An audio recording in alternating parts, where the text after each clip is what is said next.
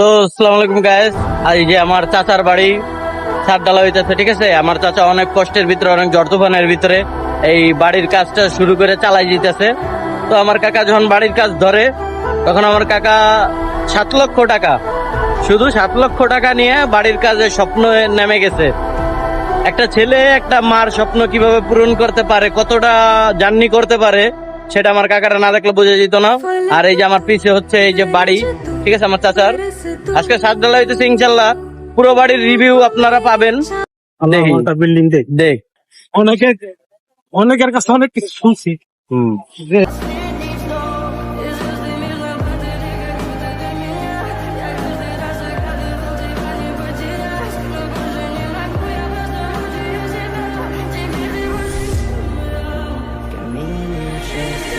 তো আসসালামু আলাইকুম গাইস, সবাই রে ওয়েলকাম আবার নতুন করে একটা ব্লগের ভিতরে। তো এই যে আমার কাকার ফার্স্ট বাড়ি, সবাই সব কাকার জন্য দোয়া করবেন। আর বৃষ্টি বাদল ঝড় বাদলের ভিতরেও আমার কাকা বাড়ির কাজ চালাই যেতেছে আলহামদুলিল্লাহ। ঠিক আছে, তো আপনারা সবাই দেখতেছেন কাজ কিভাবে চলে। পরিবেশ ঠান্ডা পরিবেশ দেওয়া মামুন ভাই না কাকা? মামুন আমাদের চাচা আসলে সবকিছু তো সম্ভব না। মানে অনেক অর্থ আছে, এই মুহূর্তে তো মনে করলে সম্ভব না। না ঠিক না আছে, হুম। যদি আল্লাহ বাঁচায় রাখে একদিন ইনশাল্লাহ খাওয়াবো সবাই। তো অনেক ঝড় বৃষ্টির ভিতরে, ঠিক আছে, ঝড় তুফানের ভিতর দিয়ে চলছে।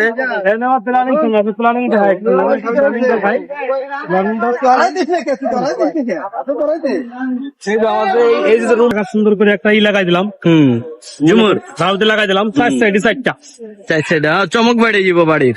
চার সাইডে শোনো, চার সাইডে চারটা।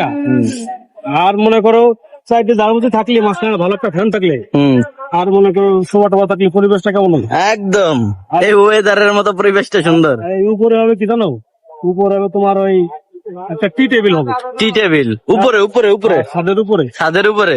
এটা হয়তো সন্ধ্যাবেলা সবাই তো যার যার মধ্যে ব্যস্ত থাকি, সারাদিন কাজ কাম করে আসবো, লাস্টে আইসে একটু বসে রিল্যাক্স করলো আর কি। ওই জায়গা দেখা গেল কি আমার মানে অর্ধাঙ্গানি যে আছে সে মনে করে থাকলো, আমরা একটা কপি টপি খেলাম, আবার মনে ছেলে মেয়ে থাকলো, কথাবার্তা বললাম, দেখা গেল রাত 9টা-10টা পর্যন্ত কোনো আড্ডা মারলাম। আমরা টিভিটা না দেখি, টিভিটা না দেখি, টিভিটা না দেখি, আমরা এই জায়গায় এসে মনে করো ফ্যামিলি একটা ট্যুরের মতন গল্প করলাম, গল্প করলাম, হ্যাঁ, কোয়ালিটি টাইম স্পেন্ড।